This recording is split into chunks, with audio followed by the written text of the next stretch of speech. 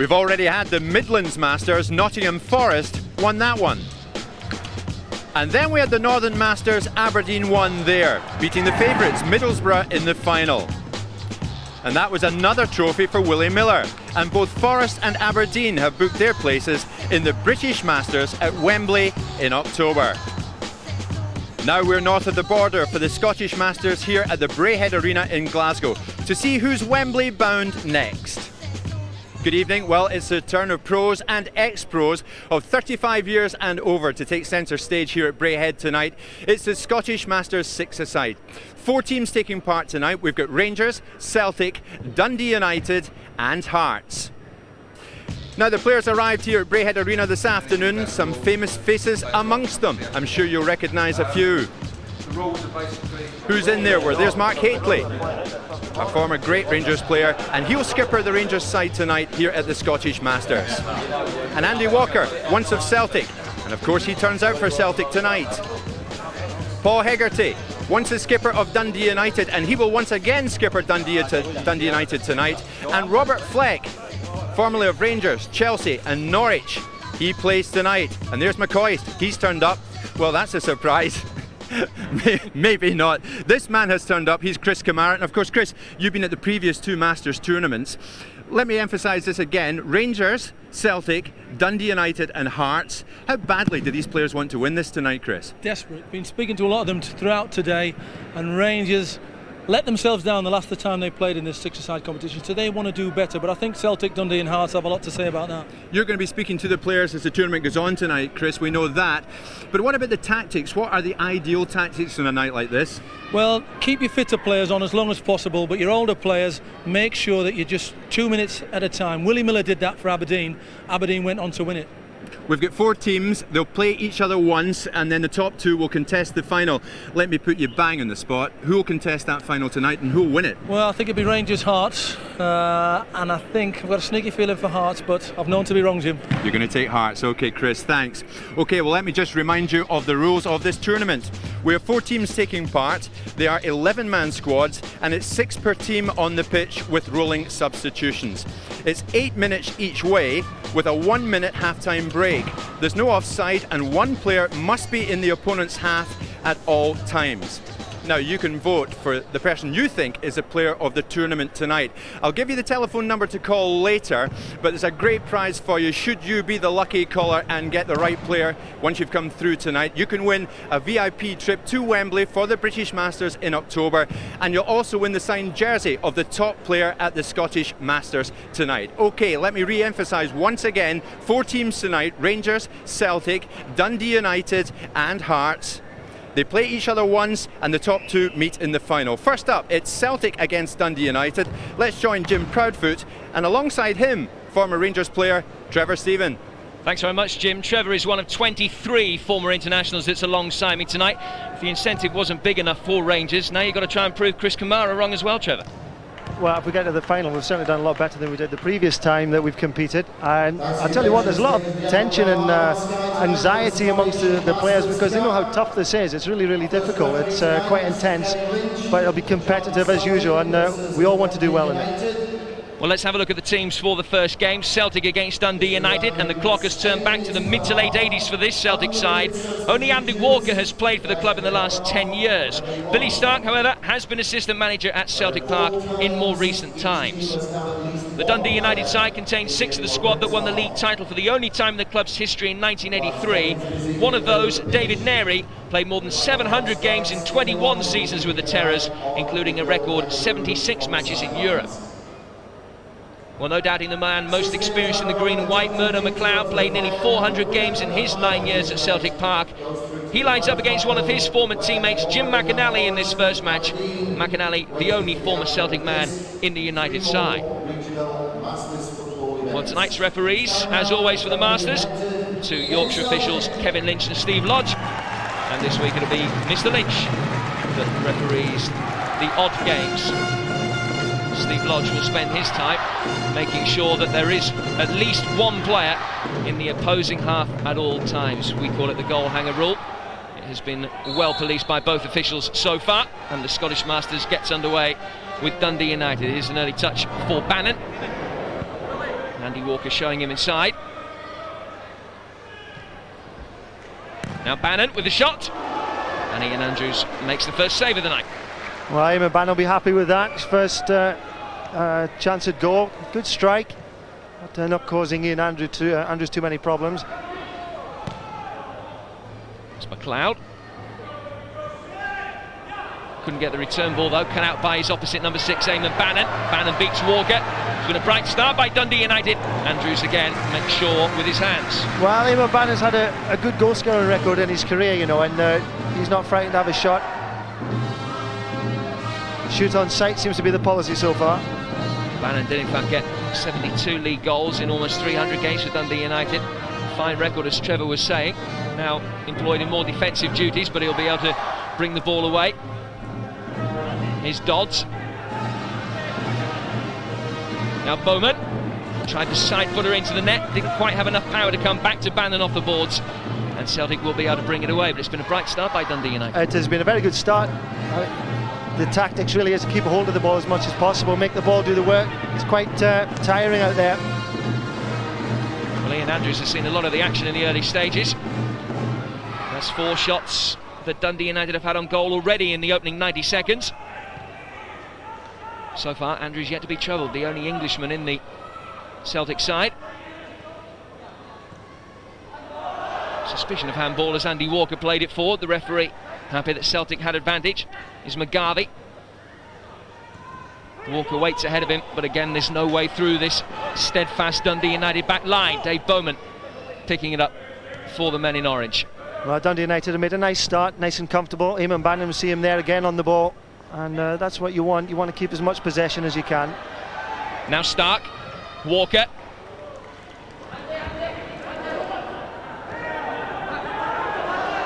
And the shot from distance almost troubled Hamish McAlpine, but the veteran, the oldest man here, did well to get down and save at the second attempt.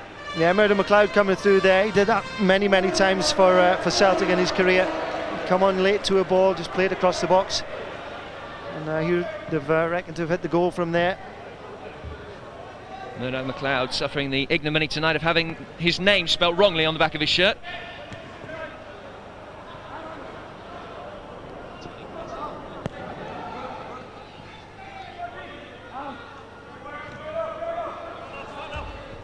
Both these sides still looking for the first goal of the Scottish Masters. We've seen over the last couple of weeks that invariably it takes a few minutes for the defences to open up, but Dundee United have had far and away the best of the effort so far.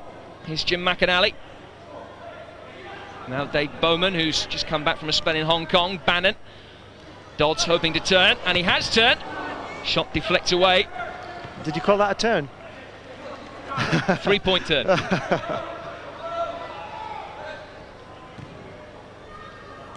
Yeah, it'll be a fairly gingerly start as both teams sort of get the pace and see how the old lungs are doing, you know, with the quite intense nature of this, because at 1 second you're defending, next moment you can be attacking, and the ball's never out of play really. This is McGarvey now for Celtic. Haven't really seen that many substitutions so far as it's laid back to Stark. Good save.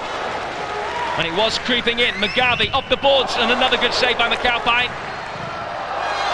And at the third attempt, he manages to stop the attack altogether. Oh yeah, great goalkeeping there from Hamish McAlpine, showing that he's still capable, even at the right young age that he is. Getting down there very quickly and sharply on several occasions there.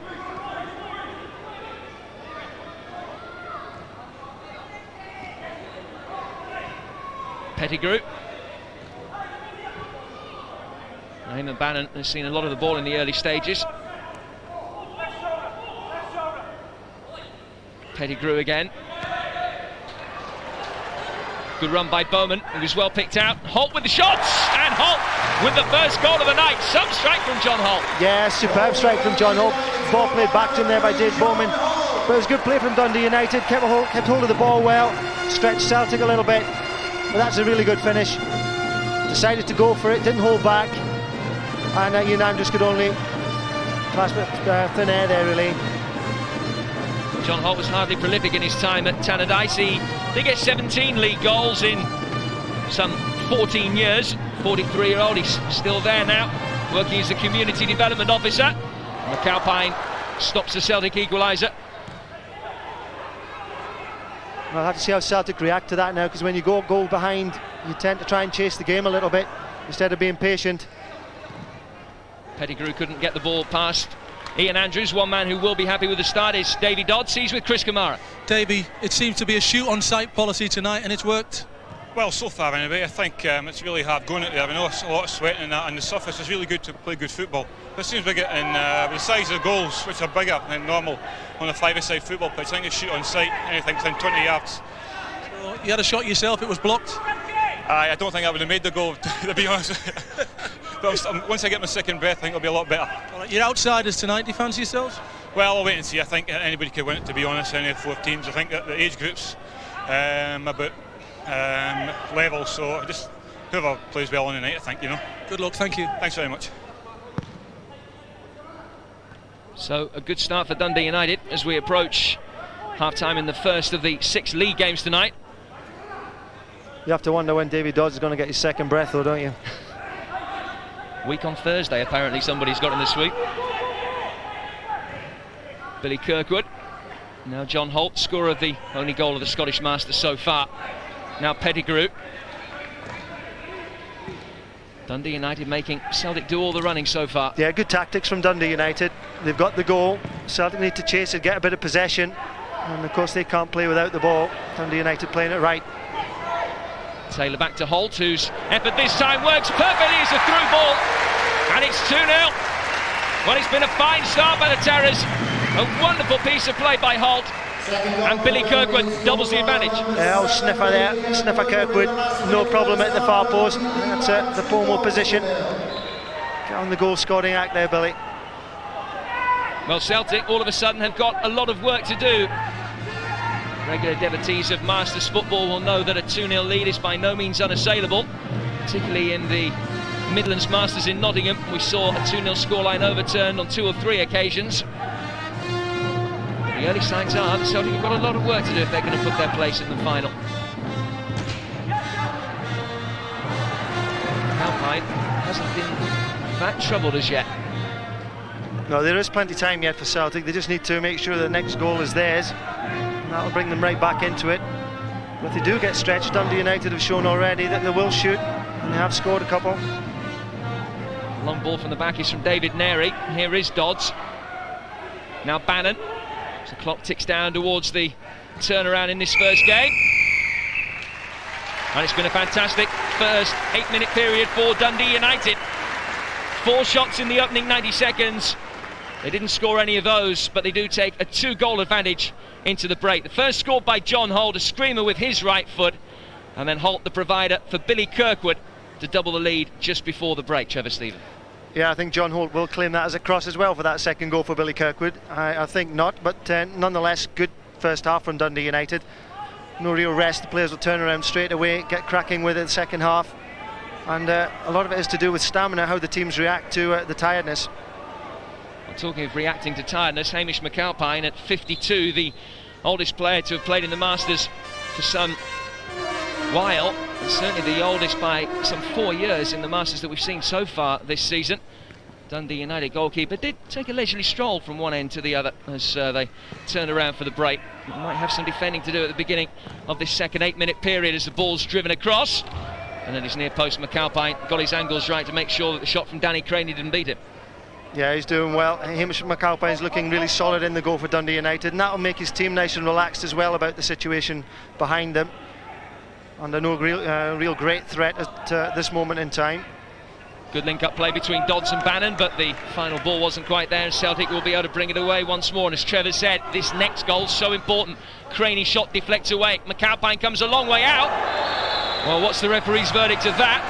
It is a free kick, Celtic's way. McAlpine claiming that he got an elbow on the way through. It was a long way out of his goal and the ball was past him. Yeah, good use of the heat, as they say up here. At Hamish McAlpine slightly misjudging the bounce off the barrier there. Getting away with it, I think. Used his head both physically and metaphorically. Taking the sting out of the attack, if not the sting out of his head. Dundee United survived that, but it's another free kick Celtic's way. Celtic have made the brighter start to the second 8 minutes. McAlpine not trouble, but there on hand. A magnificent piece of finishing by Andy Walker, just to make sure that Celtic are still in the game. Well, he's probably one of the men in the Celtic shirt that you would say would put a chance away if he got it. And Danny Craney here was given too much room, too much time. Struck it well. I don't think it was actually going to go in, but the rebound was certainly there for Andy Walker and made no mistake.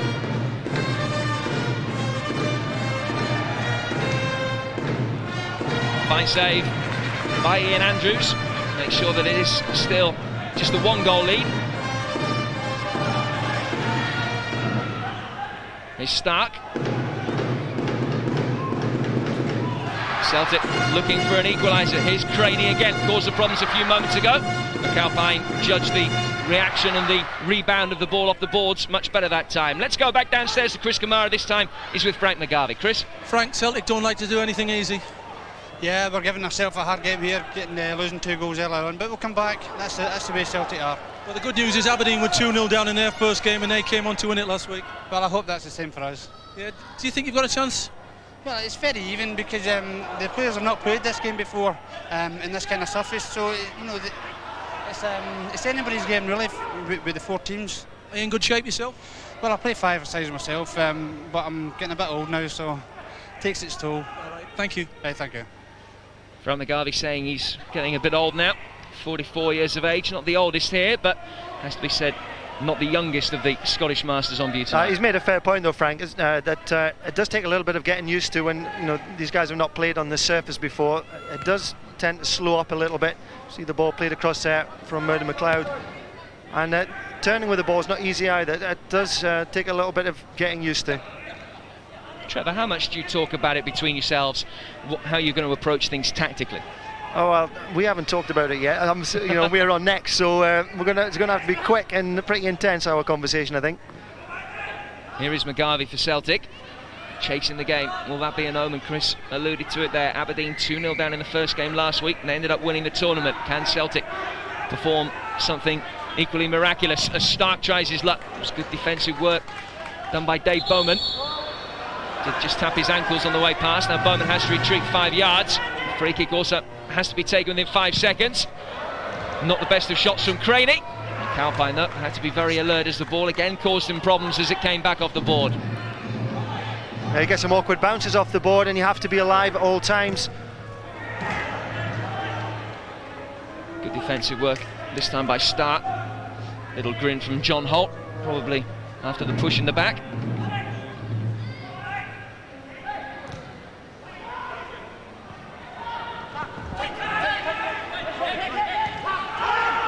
Now, space for Holt to turn once more as United try and restore their 2-goal lead. Here's Pettigrew. Back off the boards. And again, the angles deceived Ian Andrews if there'd been someone there to follow up. Taylor was the closest player. He couldn't get there. But picked up now by Kirkwood. He couldn't quite set the sights correctly. Good interception though from Billy Kirkwood. Read the pass into midfield, broke out of defence. Didn't quite have the shot to match his vision there for intercepting the ball. Billy Kirkwood, a former manager at Tannadice. Currently the assistant boss at St Johnstone.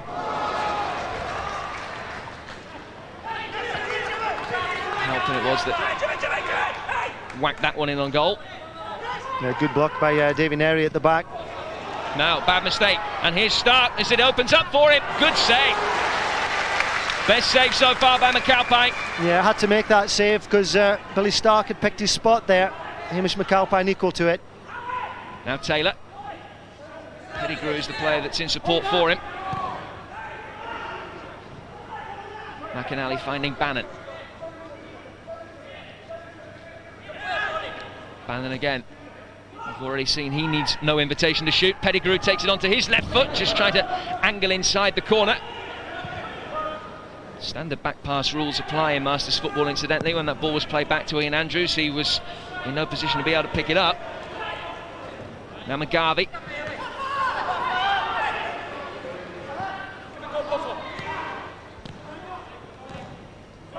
Coyle into the feed on the edge of the penalty area. Wonderful challenge, again by Bannon.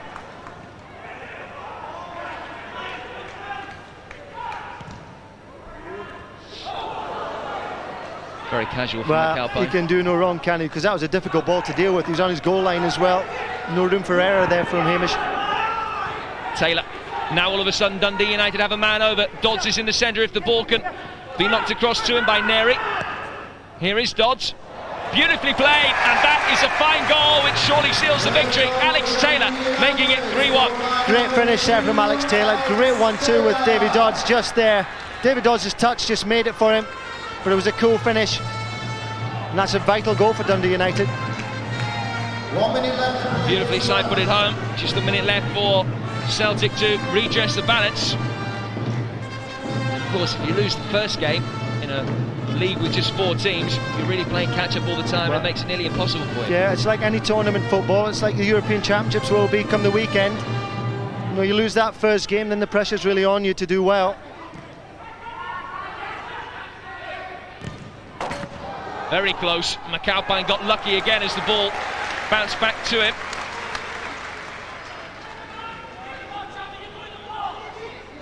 Bannon. Now Taylor. Dundee United happy to see out time. They've surely got the victory in this first game. That sublime touch from Dodds. Setting up Taylor. He finds him again there. Yeah, it has to be keep ball now for Dundee United. They've got the 2-goal cushion. They'll find space now. Bannon trying to wrestle his way through. That will be a free kick right at the end of this game.